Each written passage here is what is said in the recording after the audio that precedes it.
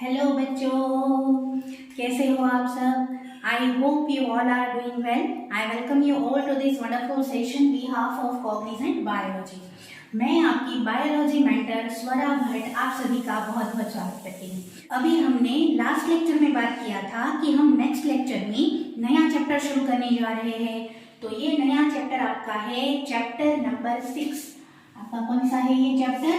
Chapter number 6. और ये chapter number 6 कौन सा है? आपका लाइफ प्रोसेसेस. ठीक है, ये आपकी एनसीईआरटी के पेज नंबर 79 पर दिया गया चैप्टर है, जिसमें 79 नंबर के पेज पर इस चैप्टर के ऑब्जेक्टिव्स दिए गए हैं. डिटेल से समझना है कि आपको लाइफ प्रोसेसेस वाले चैप्टर में कौन कौन से टॉपिक सीखने हैं, कौन कौन से टॉपिक का अपन यहाँ पर डिस्कशन करेंगे. ठीक है, तो सबसे पहले ये समझिए what is life processes. Life processes क्या होता है? तो चलो सीखते हैं कि लाइफ प्रोसेसेस क्या होता है. लाइफ प्रोसेसेस में आप सुबह उठते हो वहां से लेकर शाम को सोते हो तब तक आपके रूटीन में आप क्या क्या काम करते हो. तो कोई स्टूडेंट बताएगा कि मैं सुबह उठ के ब्रश करता हूँ, नहाता हूँ, स्कूल जाता हूँ, ट्यूशन जाता हूँ, होमवर्क करता हूँ, वापस आके खेलने जाता हूँ, गेम्स खेलता हूँ, खाना खाता हूँ और सो जाता हूँ. बट क्या ये लाइफ प्रोसेसेस है? नो. यहाँ पर बात हो रही है ऑर्गेनिज्म की बॉडी की, कोई भी ऑर्गेनिज्म की बॉडी की. ठीक है, फॉर एग्जाम्पल अगर अपन ह्यूमन बॉडी की बात करें, because human is a well developed organism. तो एक सेल वाले ऑर्गेनिज्म होता है, वो ऑर्गेनिज्म एक सेल से अपने सारे फंक्शंस करता है. उसी तरीके से हमारी बॉडी के अंदर एक से ज्यादा यानी कि बहुत सारे सेल्स कौन कौन से फंक्शंस परफॉर्म करते हैं फॉर सर्वाइविंग देयर एनवायरमेंट. उसके लिए उनको जो जो प्रोसेस करनी पड़ती है उन सभी प्रोसेसेस को क्या बोलते हैं अपन? Life processes. लाइफ प्रोसेसेस का डेफिनेशन देना हो तो हम कैसे देंगे? Life process is a processes including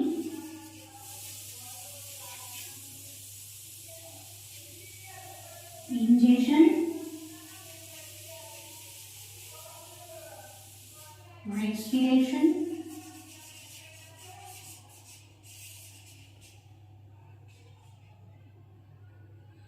circulation,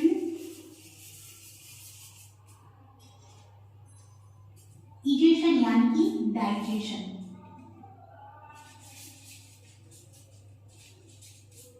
circulation यानी कि ट्रांसपोर्टेशन, रेस्पिरेशन यानी गेटिंग एनर्जी,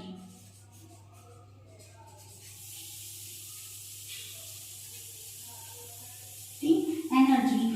एंड लास्ट जो हमारे सेल के बाहर की ओर होता है, यानी कि हमारे सेल के अंदर जो भी वेस्ट प्रोडक्ट होता है उनको बाहर निकालने का जो प्रोसेस होता है उसको बोला जाता है एक्सक्रीशन. इसके अलावा यानी कि removal of waste product.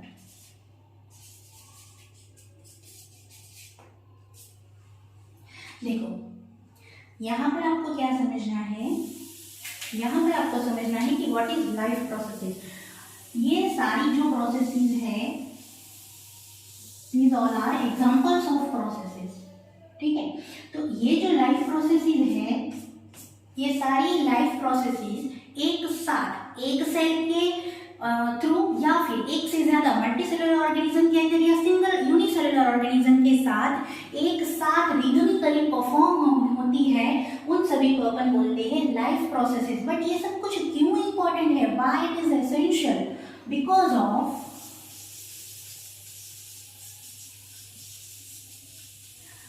Surviving in their environment, for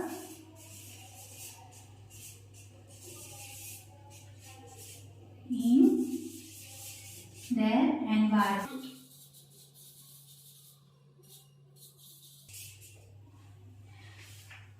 अपन एक एग्जाम्पल के साथ समझते हैं इस चीज को.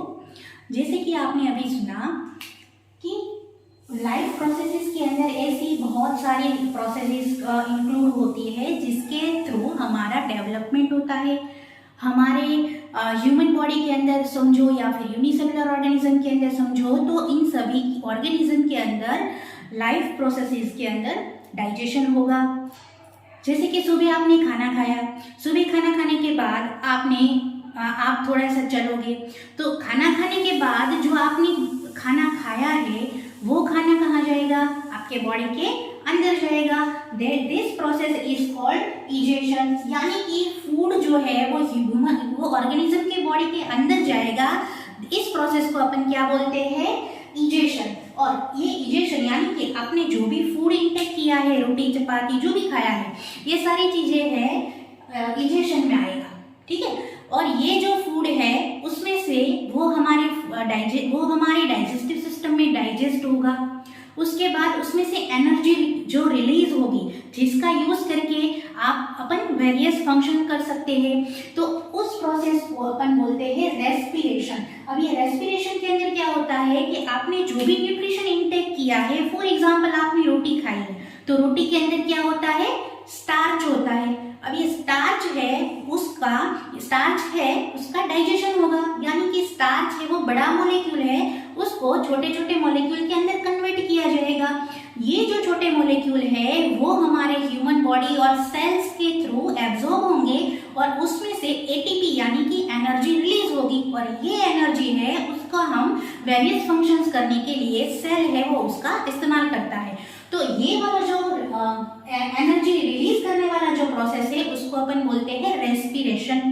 अब रेस्पिरेशन होने के बाद जो ग्लूकोज मॉलिक्यूल या फिर एनर्जी है वो पर्टिकुलर सेल में प्रोड्यूस हो गई, बट ये आपने खाना खाया, डाइजेस्ट हुआ स्टमक के अंदर, स्टमक में से ब्लड स्ट्रीम में गया, जो भी आपने एनर्जी रिलीज किया वो एटीपी, ग्लूकोज वगैरह, तो जो ग्लूकोज है वो उसको एक ऑर्गन से दूसरे ऑर्गन तक जाने के लिए ट्रांसपोर्ट करना पड़ता है।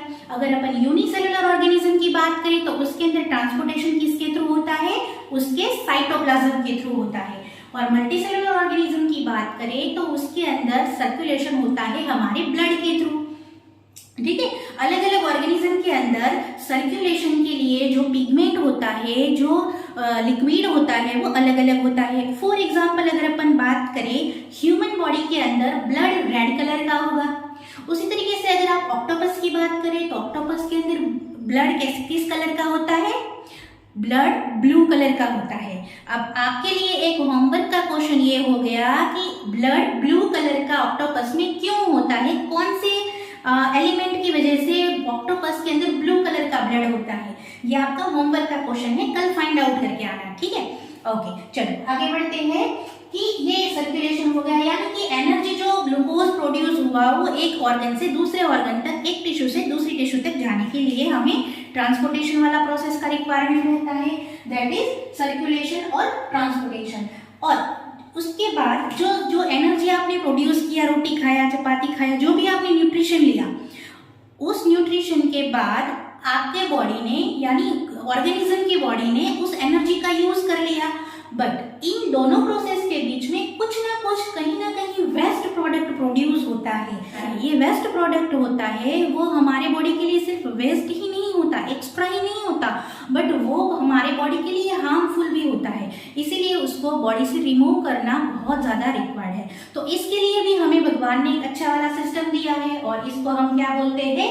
Excretory system. और इस एक्सक्रीटरी सिस्टम जो फंक्शन परफॉर्म करता है उसको अपन क्या बोलते हैं? एक्सक्रीशन। और इसका फंक्शन क्या होता है? Removal of waste product from the organism's body. अब इसी तरीके से ये जो प्रोसेस होता है वो सारी एक 1 by 1 होता है, ऐसा हमें लगता है, बट एक्चुअली ये सारी प्रोसेस एक दूसरे के साथ रिदमिकली अटैच्ड होती है, ठीक है। और इसी तरीके से हमारे बॉडी में हमें एक लाइव ऑर्गेनिज्म को लाइव रखने के लिए जो प्रोसेस होती है उसी को अपन बोलते हैं लाइफ प्रोसेस, ठीक है। इसके अलावा ये सब हो जाने के बाद भी उसके अलावा भी बहुत सारी है, जैसे कि रिप्रोडक्शन, डेवलपमेंट, सेंसेशन, जैसे कि ठंड लगना, गर्मी लगना, ये सारे सेंसेशन है, that is also one kind of life process. और ये भी हमारे बॉडी के लिए, हमारे सिर्फ नॉट ओनली हमारे बॉडी के लिए, ऑल काइंड ऑफ ऑर्गेनिजम्स के लिए ये बहुत ज्यादा रिक्वायर्ड है।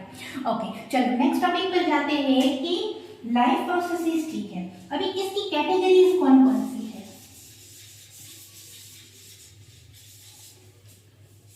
कैटेगरीज की बात करें तो लाइफ प्रोसेसेस को आपकी एनसीईआरटी के हिसाब से अगर अपन देखें तो लाइफ प्रोसेसेस को मेनली 4 कैटेगरी में डिवाइड किया गया है, जैसे कि हमने यहाँ पर लिखा, लाइक दैट वही है बट आपको थोड़ा ढंग से समझते हैं। कैटेगरीज के अंदर फर्स्ट कैटेगरीज है न्यूट्रिशन,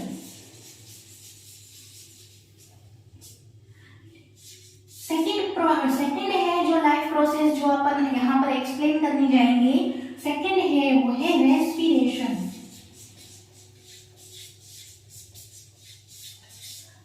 थर्ड वन है वो है ट्रांसपोर्टेशन,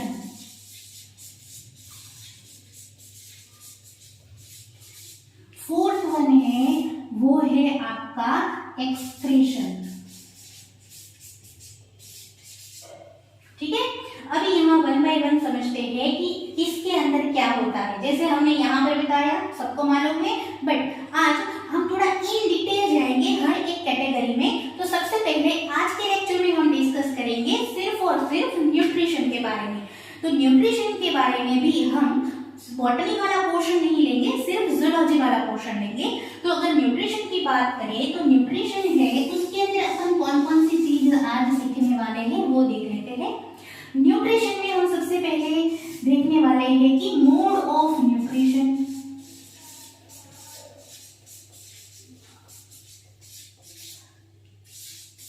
मोड ऑफ न्यूट्रिशन कितने तरीके से, हर एक ऑर्गेनिज्म अलग अलग तरीके से खाना खाता है। जैसे कि बात करें कि हम ह्यूमन है, तो ह्यूमन में भी कोई है वो वेजिटेरियन ही खाना खाता है, कोई है वो नॉन वेजिटेरियन खाना ही खाता है। और जैसे अपन लायन की बात करें तो उसको अपन कार्निवोरस एनिमल कहेंगे।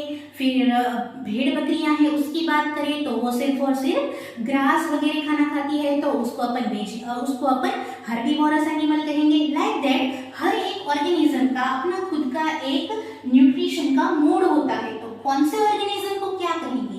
चलो आपके लिए एक और क्वेश्चन है कि मच्छर जो होता है उसका जो न्यूट्रिशन का मोड होता है वो क्या होता है? चलो कल वो आपका होमवर्क में होगा, होमवर्क में करके आना। ओके, चलो मोड ऑफ न्यूट्रिशन टाइप्स देखेंगे। उसके बाद अपन देखेंगे कि अमीबा में न्यूट्रिशन कैसा होता है, क्योंकि वो यूनिसेल्युलर ऑर्गेनिज्म है अमीबा। उसके साथ साथ अपन पैरामीशियम का भी एग्जांपल एक्सप्लेन करेंगे, समझेंगे। और उसके बाद अपन यहाँ पर समझेंगे कि ह्यूमन बॉडी के अंदर न्यूट्रिशन किस तरीके से पाया जाता है। ठीक है, ह्यूमन बॉडी में न्यूट्रिशन कैसे पाया जाता है। सबसे पहले अपन समझते हैं कि मोड ऑफ न्यूट्रिशन, कितने तरीके के न्यूट्रिशंस पाए जाते हैं। चलो अब शुरू करते हैं न्यूट्रिशन, टाइप्स ऑफ न्यूट्रिशन।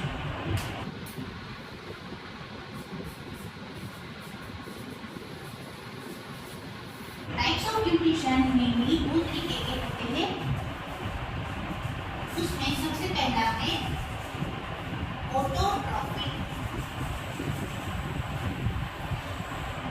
अभी आप लोग मुझे बताओगे कि autotrophic type of mode of nutrition क्या होता है। आप 6th स्टैंडर्ड से ये चीज पढ़ते आ रहे हो, तो आपको अच्छे से पता होना चाहिए कि मोड ऑफ न्यूट्रिशन में जो पहला वाला है वो है ऑटोट्रॉफिक न्यूट्रिशन। तो ऑटोट्रॉफिक न्यूट्रिशन में क्या होता है, किस तरीके के न्यूट्रिशन को अपन ऑटोट्रॉफिक न्यूट्रिशन कहेंगे।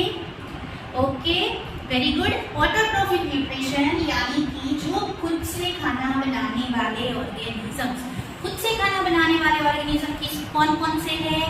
Example, yes, very good, all kind of all plants and some bacteria. Okay, तो जो ऑर्गेनिज्म अपना खाना खुद, यानी कि खुद अपना खाना जो है वो खुद बनाते हैं, प्रोड्यूस बाय ओ, खुद अपना खाना बनाते हैं और खुद खाना बनाते हैं और दूसरों को प्रोवाइड भी करते हैं। लाइक दैट अपन गेहूं खाते हैं, तो गेहूं क्या है? That is plant. और ये प्लांट है वो कैसे अपना खाना बनाता है? वो खुद सनलाइट से अपना खाना बनाता है। सनलाइट, सिर्फ सनलाइट से खाना बनाएगा? नहीं। कौन सी प्रोसेस से प्लांट्स है वो अपना खाना बनाते हैं? Yes, very good. प्लांट्स है वो फोटोसिंथेसिस और सनलाइट का यूज करके, और उसके साथ साथ कौन से पिगमेंट का यूज करके? Yes, very good. फिर के पिगमेंट का यूज करके इन सारे इंग्रेडिएंट्स के हेल्प से वो अपना फूड खुद बनाते हैं। उनको किसी के हेल्प की रिक्वायरमेंट रहती नहीं है, या तो वो किसी और पर, किसी अपने इंग्रेडिएंट्स के लिए किसी और पर डिपेंडेंट नहीं रहता है। हाँ, कोई बच्चा कहेगा कि मेरी मम्मी तो खुद से रोटी बनाती है, तो फिर वो ऑटोट्रॉफिक क्यों नहीं है? Yes, very good. आपका क्वेश्चन बहुत सही है, बट वो ऑटोट्रॉफिक इसीलिए नहीं है क्योंकि उनका जो इंग्रेडिएंट है, यानी कि जो चपाती बनाने के लिए, रोटी बनाने के लिए आपके पास जो गेहूं होने चाहिए, वो गेहूं आफ्टर ऑल कहाँ से आ रहे हैं? यानी कि सोर्स ऑफ न्यूट्रिशन कहाँ से आ रहा है? प्लांट से आ रहा है। दैट्स वाई हमारी मम्मी खुद से ही खाना बनाती है, बट फिर भी हम ऑटोट्रॉफिक ऑर्गेनिज्म में काउंट नहीं होते हैं। ओके, चलो इसका एग्जांपल अच्छे से याद रखना। Autotrophic all plants and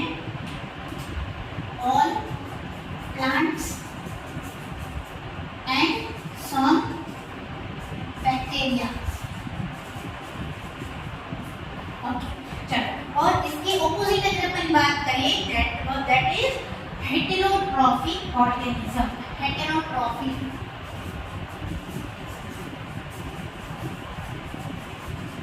heterotrophic type of nutrition. Okay, इसमें क्या होता है? हेटेरोट्रॉफिक टाइप ऑफ न्यूट्रिशन में क्या होता है?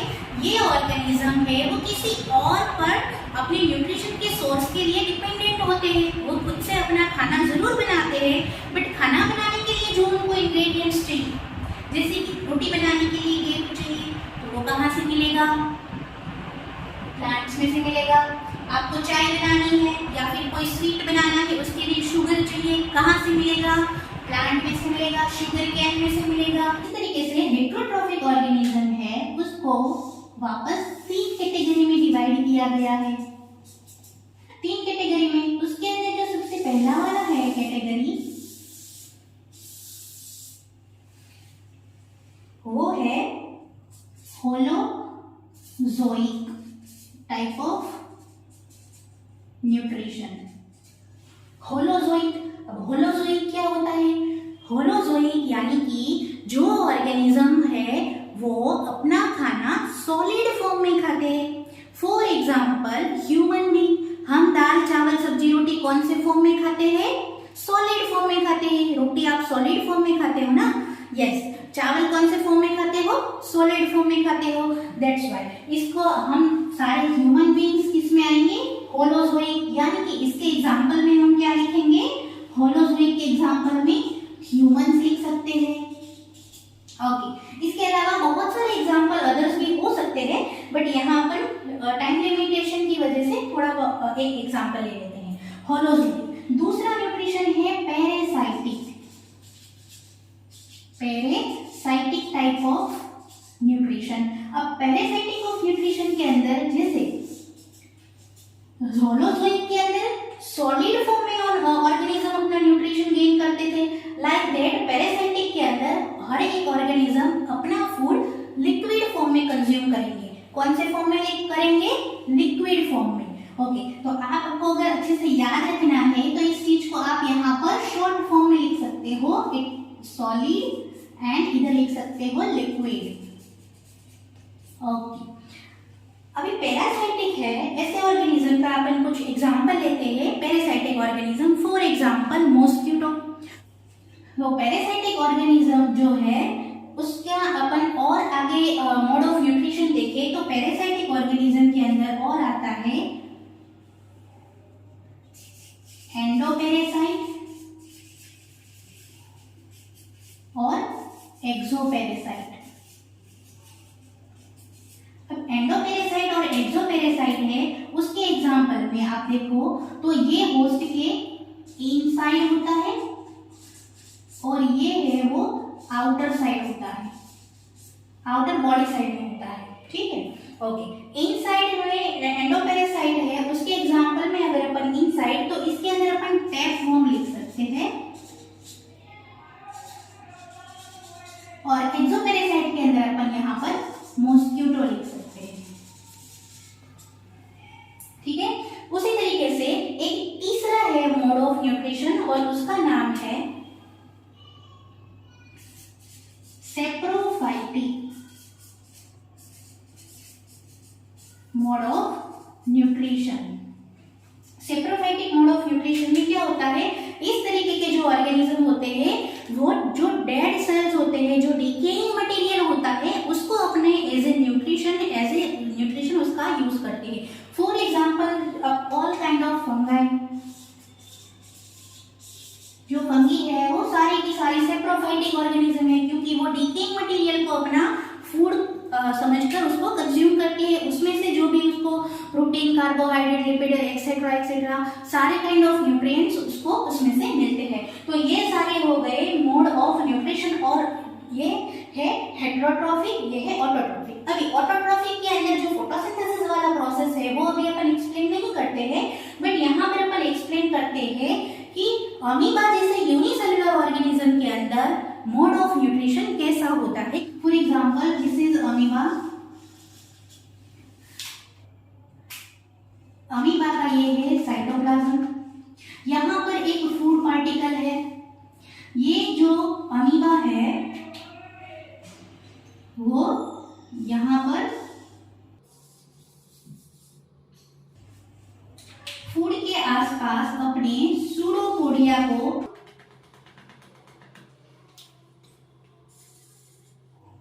इसको बोलेंगे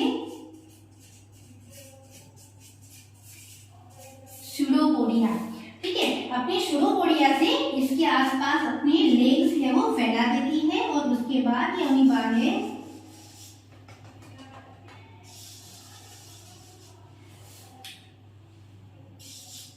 वो वैक्यूल्स बना देती है, उसको बोला जाता है फूड वैक्यूल्स।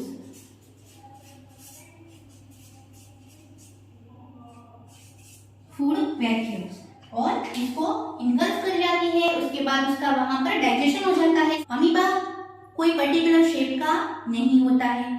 अभी अमीबा है वो फॉर एग्जांपल कोई एक फूड पार्टिकल है, तो उसके आसपास जाएगी, अपने सूडोपोडिया को बनाएगी वहां पर, और जो फूड पार्टिकल्स है उसको बॉडी के अंदर की ओर ले लेगी। वो तुरंत अपने बॉडी के कांटेक्ट में, यानी कि साइटोप्लाज्म के कांटेक्ट में नहीं आने देती है, बट क्या करता है वो, यहाँ पर आप देख रहे हो कि वो उसके आसपास फूड वैक्यूल्स बना लेती है, यानी कि फूड अंदर की ओर होता है, वैक्यूल्स उसके आसपास बना लेती है। लाइक दैट फूड वैक्यूल्स जो होती है वो बनाएगी। फूड वैक्यूल्स के अंदर डाइजेस्टिव एंजाइम्स होते हैं, और ये डाइजेस्टिव एंजाइम्स जो होते हैं वो फूड के पार्टिकल्स को जो कॉम्प्लेक्स फॉर्म में होते हैं उसको सिंपलेस्ट फॉर्म में कन्वर्ट करते हैं। उसके बाद उसकी साइटोप्लाज्म के अंदर जो न्यूट्रिएंट्स आएंगे, जो एनर्जी रिलीज करने वाले डाइजेस्टिव फूड, डाइजेशन हो चुके हैं वो वाला फूड है, वो उसके साइटोप्लाज्म के अंदर कन्वर्ट हो जाएगा। तो अब हम समझते हैं डाइजेशन इन ह्यूमन, यानी कि और nutrition in particular human body. Okay, चलो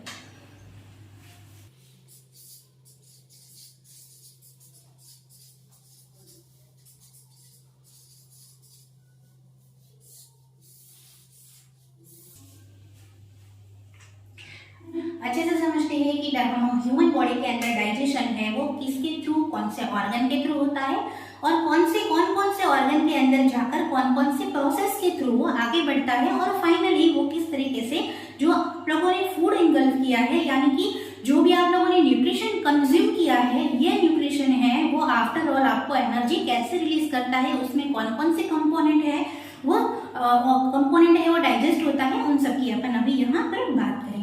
ओके, तो सबसे पहले अपन यहाँ देख लेते हैं कि डाइजेशन जो ह्यूमन बॉडी के अंदर होता है, पर्टिकुलरली ह्यूमन बॉडी के अंदर, वो एलिमेंट्री कैनाल के थ्रू होता है। किसके थ्रू होता है? Alimentary canal. तो क्या सिर्फ एलिमेंट्री कैनाल के थ्रू ही डाइजेशन हो जाएगा? नहीं, एलिमेंट्री कैनाल के साथ साथ ह्यूमन बॉडी के अंदर डाइजेशन के लिए आया हुआ होता है एसेसरी ग्लैंड्स आई हुई होती है जिसको डाइजेस्टिव ग्लैंड भी बोला जाता है। और ये डाइजेस्टिव ग्लैंड आप बहुत पहले से पढ़ते आ रहे हो, कौन कौन सी है? Okay, salivary gland, yes, pancreas and liver. Very good. Okay चलो,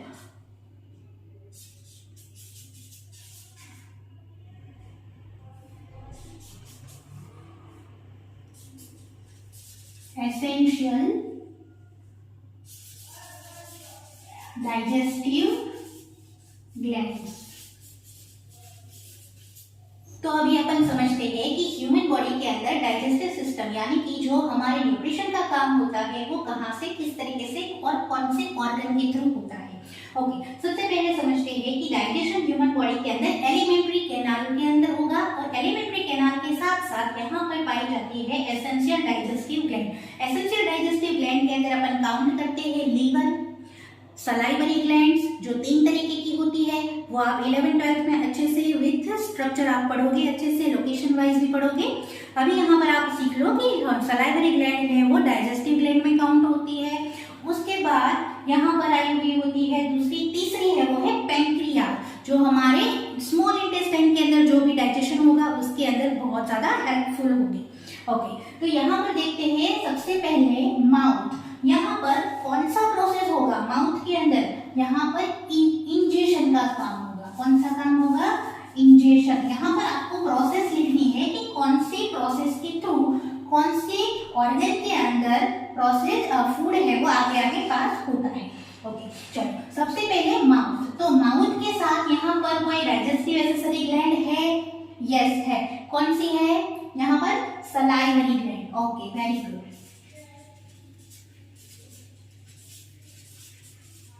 और यहाँ पर सबसे इंपॉर्टेंट बात कि यहाँ पर एक्चुअली किस चीज का डाइजेशन होता है?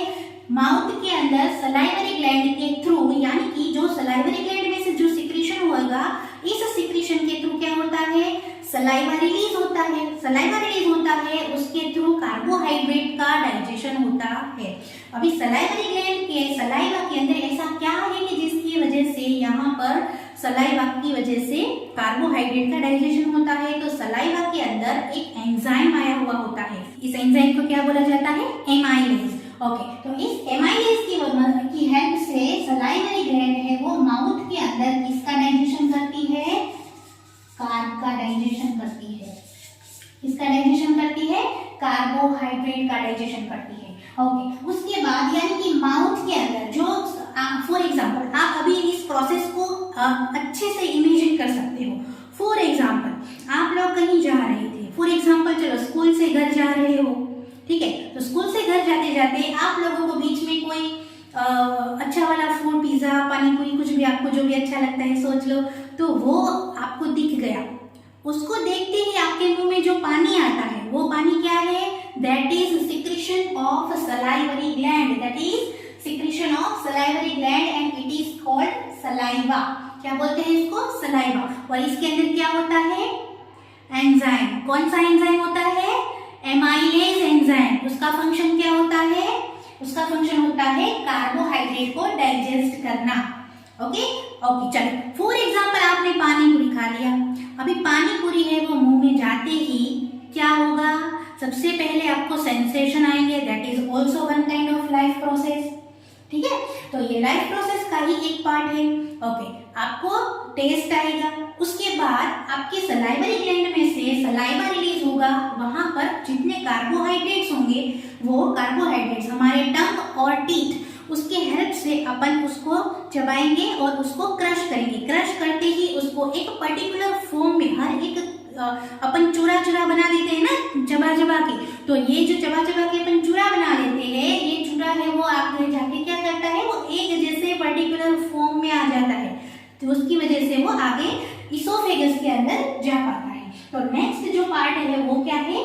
इसोफेगस। इसोफेगस के अंदर सबसे इंपॉर्टेंट वाला जो पार्ट है, जो सबसे इंपॉर्टेंट वाला प्रोसेस जो होता है उसको बोला जाता है पेरिस्टाल्सिस। क्या बोला जाता है?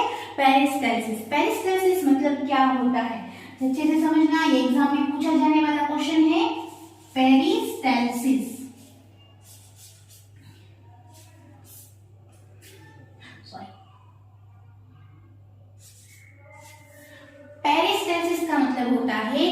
जो हमारे इसोफेगस यानी कि फॉर एग्जांपल ऐसी कोई ट्यूब है, इसोफेगस में यहाँ से फूड को यहाँ आने के लिए उसको वो फूड पाइप को, इसको इसोफेगस को अपन फूड पाइप भी बोलते हैं। तो फूड पाइप है, उसके अंदर कॉन्ट्रैक्शन कंटिन्यू होते रहेंगे और फूड है वो आगे आगे आगे आगे पास होता रहेगा। और इसी मेथड से जो फूड है वो इसोफेगस में ही नहीं बल्कि और पूरे के पूरे एलिमेंट्री कैनाल के अंदर ट्रांसफर होता है। कौन सी प्रोसेस के थ्रू होता है? उस प्रोसेस को बोला जाता है पेरिस्टल्सिस प्रोसेस, यानी कि one kind of movement that is pass the food in further position of the alimentary canal. Okay, चलो अभी पेरिस्टल्सिस यानी इसोफेगस के में से जो पेरिस्टल्सिस मूवमेंट के थ्रू फूड है वो आएगा स्टमक में। कहाँ आएगा? स्टमक में। ये स्टमक के अंदर कौन सा प्रोसेस होता है? स्टमक में डाइजेशन होगा। स्टमक में डाइजेशन के साथ साथ क्या यहाँ पर कोई एसेंशियल डाइजेस्टिव ग्लैंड मौजूद है? क्या वो यहाँ पर कोई रोल प्ले करती है? यस, डेफिनेटली करती है। कौन सा रोल प्ले करती है यहाँ पर? कौन सी ग्लैंड आई हुई होती है? Yes, pancreas and liver. Very good. तो यहाँ पर जो स्टमक है वो किस चीज का डाइजेशन करता है? प्रोटीन का डाइजेशन करता है। प्रोटीन के डाइजेशन के साथ यहाँ पर जो ग्लैंड आई हुई होती है वो है हमारा लीवर। ओके, यहाँ पर कौन सी ग्लैंड थी? Salivary gland. कहाँ थी? माउथ में। दूसरी ग्लैंड यहाँ पर आई, वो कौन सी है? लीवर। ओके, तो लीवर है, सॉरी स्टमक है, उसके अंदर जो फूड का डाइजेशन होगा वो एक पर्टिकुलर एसिडिक मीडियम में उसका डाइजेशन होता है। यहाँ पर HCl है वो सिक्रीट होता है जो यहाँ पर एसिडिक मीडियम प्रोड्यूस करने के लिए हेल्पफुल होता है। उसी के साथ साथ यहाँ पर अदर जो प्रोटीन को डाइजेस्ट करने वाले यानी कि यहाँ पर पेप्सिन जो है वो भी प्रोड्यूस होता है और पेप्सिन है उसको वापस कन्वर्ट करने के लिए, उसको एक्टिवेट करने के लिए उसको HCl की रिक्वायरमेंट रहती है, यानी कि एसिडिक मीडियम की रिक्वायरमेंट रहती है। और यहाँ पर इसका क्या फंक्शन है? वो प्रोटीन डाइजेशन में सबसे ज्यादा हेल्पफुल होता है। ओके, अब स्टमक जो है उसके आगे और पीछे की ओर यहाँ पर वाल्व आए हुए होते हैं और इस वाल्व को क्या बोला जाता है? Sphincter valve. और ये वाल्व है वो फूड पाइप जो होती है, यानी कि फॉर एग्जांपल ये स्टमक है, बड़ा सा स्टमक है, तो स्टमक के ये वाले पोर्शन और नीचे वाले और ऊपर वाले पोर्शन में आगे और पीछे फूड को पास नहीं होने देता है। तो यानी ऊपर और नीचे दोनों ओर यहाँ पर वाल्व आए हुए होते हैं और ये वाल्व का फंक्शन भी आपको एग्जाम में पूछा जा सकता है कि जो स्टमक के अंदर वाल्व आए हुए होते हैं, इस वाल्व के अंदर ये वाल्व होते हैं वो क्या फंक्शन करते हैं? तो वाल्व का फंक्शन होता है कि फूड को आगे या पीछे पास नहीं होने देता जब तक उनका डाइजेशन का प्रोसेस परफेक्ट कंप्लीट नहीं होता। ओके, उसके बाद बात करते हैं कि स्टमक में से फूड आता है स्मॉल इंटेस्टाइन के अंदर। कहाँ आता है? Small intestine. अभी स्मॉल इंटेस्टाइन जो है वहां पर किसी तरीके की ग्लैंड आई हुई नहीं होती है, बट फिर भी यहाँ पर पेंक्रियाज में से जो सिक्रीशन होता है वो यहाँ पर आता है। पेंक्रियाटिक जूस बोला जाता है जिसको, ठीक है। और ये इंटेस्टाइन के अंदर स्मॉल इंटेस्टाइन है उसके अंदर फूड डाइजेशन जो ऑलमोस्ट फूड है वो इसका डाइजेशन यहाँ पर होता है। फूड डाइजेशन यहाँ पर होगा, ऑल काइंड ऑफ डाइजेशन इधर कंप्लीट हो जाता है। इसके बाद यहाँ पर बी जिसको अपन लार्ज इंटेस्टाइन बोलते हैं, लार्ज इंटेस्टाइन के अंदर क्या होगा? लार्ज इंटेस्टाइन के अंदर जो एक्स्ट्रा सॉल्ट्स और वाटर होता है वो यहाँ पर एब्जॉर्ब होता है, यहाँ पर एब्जॉर्प्शन का काम होता है। और किस तरीके का, किस का एब्जॉर्प्शन होता है? यहाँ पर सॉल्ट का और वाटर का, सॉल्ट और वाटर का। लार्ज इंटेस्टाइन में से जो फूड होता है वो पास होकर कहाँ जाएगा? रेक्टम में जाएगा। रेक्टम क्या है? Rectum is a ending portion of the large intestine. यहाँ पर जो फूड होता है वो स्टोर होता है। स्टोर होने के बाद अनडाइजेस्टेड फूड जो होता है वो यहाँ पर स्टोर होता है और जो अनडाइजेस्टेड फूड यहाँ पर स्टोर होता है उसको जब सिग्नल मिलेगा, जब जब ये फुल हो जाएगा तब इसको रेक्टम को सिग्नल मिलेगा और तब ये एक जो ऑर्गन है इसको अपन बोलेंगे एनस, दैट इज अ पोर, जो हमारी ह्यूमन बॉडी के आउटर साइड में खुलेगा। उसमें जो हमारे ह्यूमन बॉडी के आउटर साइड खुलता है दैट इज एनस। एनस के थ्रू यहाँ से जो अनडाइजेस्टेड फूड होता है वो आउटसाइड रिलीज हो जाएगा।